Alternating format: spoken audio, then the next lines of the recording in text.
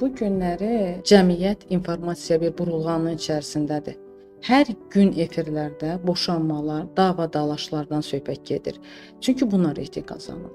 Müəyyən bir toplum var ki, başqalarının həyatı onlar üçün maraqlıdır və izləyirlər. Bu gün sağlam, normal bir ailə azdır və yaxud da yoxdur kimi bir düşüncələri var.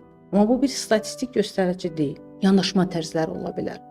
Sağlam ailələr digər ailələrə görə, hansı güvənli olan ailələr, onlar bir şeylərini hayqıraraq göstərmirlər, bağıraraq göstərmirlər. Reklama ehtiyacları yoxdur, reklam etmək istəmirlər.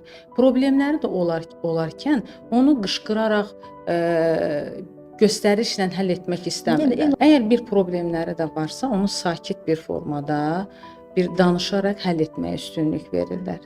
Ailədə əgər bir şeyləri paylaşacaqlar da, o qədər onu estetik, gözəl bir tərəfini paylaşarlar ki, gözə soxmadan, o adbadan baxar və zövq alar.